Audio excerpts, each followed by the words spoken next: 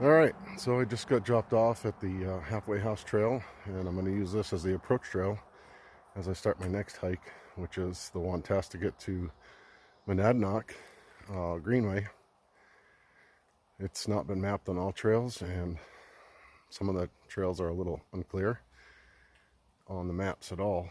I have a paper map, so we'll see what happens. It's June 14th, and it's about 5:15 in the morning, and it's about 50 degrees out at the bottom of Mount Monadnock, which is where I'm starting. Figured I'd knock the hard part out of the way first. So we'll see on the way up.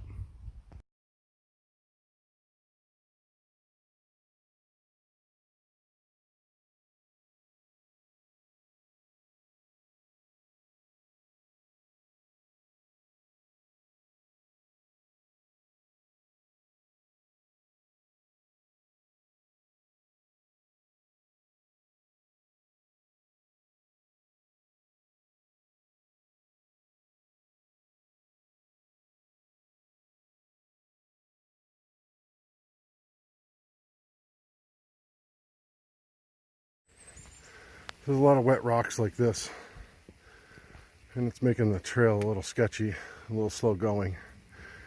There's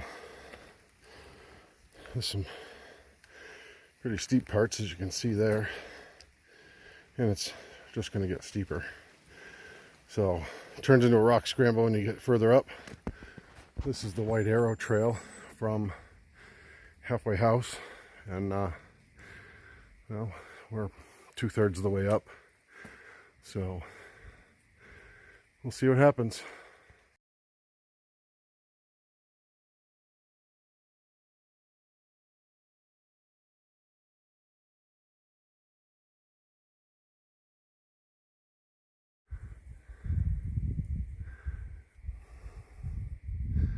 You can see the mist just blowing in waves across the mountain.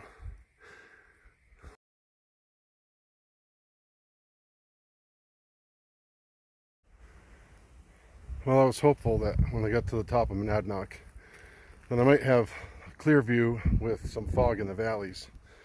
But as I'm nearing the top, I don't think that's going to happen. So the fog's still washing over in waves with the wind, and I can't see more than maybe 50, 75 feet. So it's a good thing the trail's marked really well, because I can't see beyond the next marker.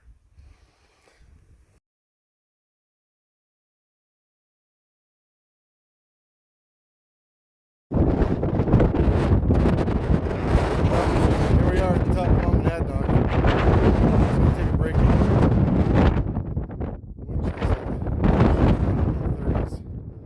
So very comfortable. The rocks are really slippery and wet, and I guess I'll go down into the tree line before I take a break.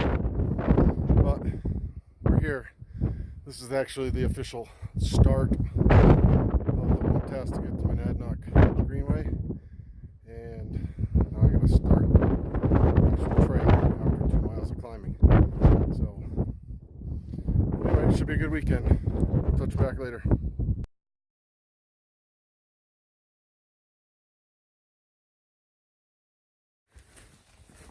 So I've essentially made it off the mountain. I'm down near the base of it now on the Royce Trail, and we're headed for 124. We'll cross into Troy at some point.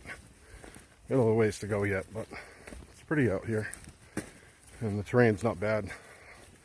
The trail's not well used, but it's pretty well marked, and you can see it decently. So I'll flip this around, you can see where I'm going, what it looks like.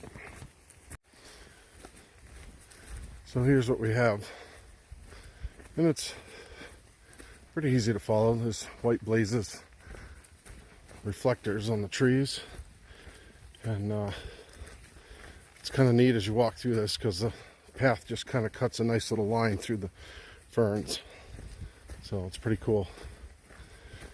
But making good progress now as we get down the mountain. The upper part of the mountain, all the rock scramble stuff That was a challenge because the rocks were all wet and slippery, so I had to take my time, but making good time now, so we'll make up for what we had to do real slow on the other part. All right, check back later.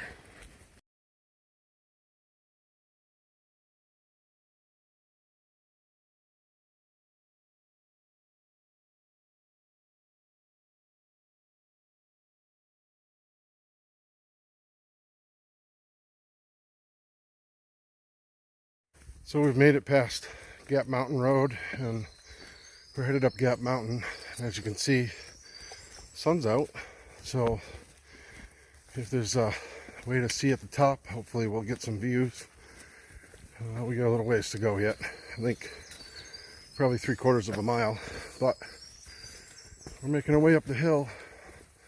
It's kind of a really pretty little fern glen.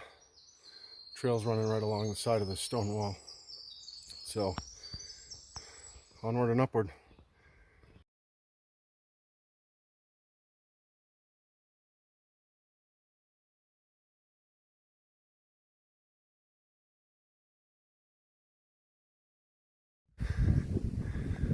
So, here we are, coming up to the top of Gap Mountain, Jaffrey-Troy line.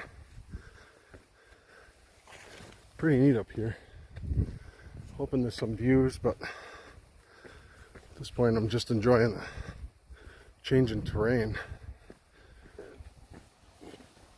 Oh, there we go.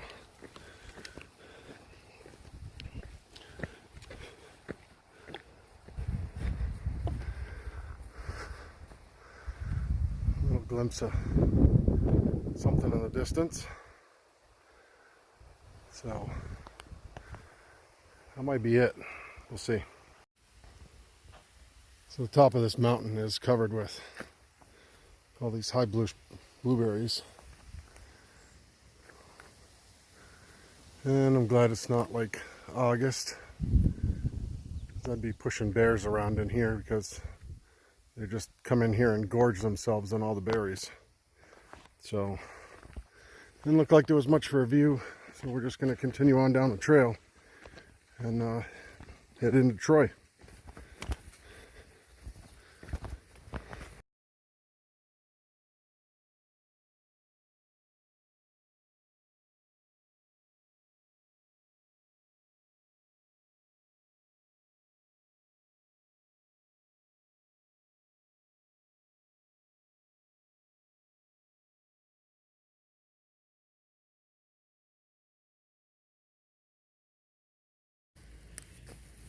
I would have hated to be a farmer 200 years ago trying to clear this land of rocks just to scratch out a living. I mean, look at all the rocks. That's like an endless job. There's another pile back up that way, and I'm glad it's not me. That's a tough way to live. But kudos to them for doing it. So I haven't checked in a while, and we made it through Troy. A little confusing. There's a little difficulty trying to find the marks, the blazes on the telephone poles. So kind of did a little circling around until I found the trail. And now we're on the old rail bed. That's going to take us basically all the way to Keene, New Hampshire. And just looking for a spot to take lunch. And as you can see, just long. It's an old railroad bed. It's defunct. Now it's a snowmobile trail and a multi-use trail. So, miles to go, but it's pretty easy walking as far as the grade goes. And it's not stumbling over rocks, so that's nice. But I guess we're going to take lunch now. So I'd venture to say that thus far, other than Monadnock and Gap Mountain, this isn't all that thrilling. It's certainly by no stretch a wilderness hike or even remotely close to it. I can basically hear and sometimes see the traffic going by on Route 12. The rail bed kind of parallels the highway. So, yeah, I mean, it's easy walking. Should make pretty good time. But I think until we get through Keene, it's pretty much going to be like this, and certainly not a scenic hike. But I'm going to do it just because I started it, and we'll see what happens. We'll make the best of it anyway. It's certainly a nice day to be out, so can't really complain too much. But all right, we'll check back later.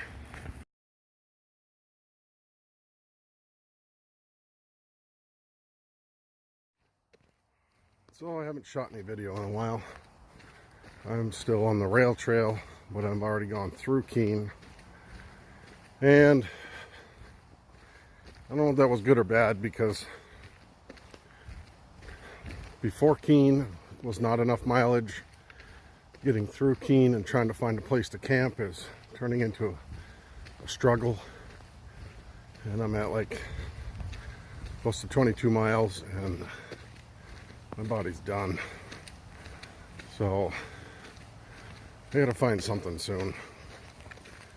But it was nice. I stopped at a cigar bar that I frequent, and the bartender hooked me up with some cold water, so that was nice. And yeah, I'll check in when we get somewhere I can set up camp.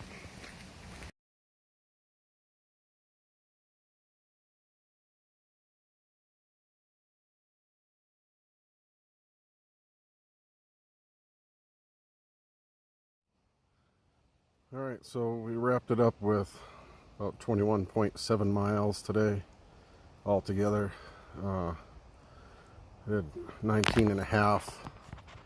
And it's probably a little bit more than that, but unfortunately I paused the tracker and then forgot to unpause it. So I made it to the Horatio Colony Nature Preserve and set up camp. So calling it a night. I've had enough. My body's beat. And we'll start at it again tomorrow.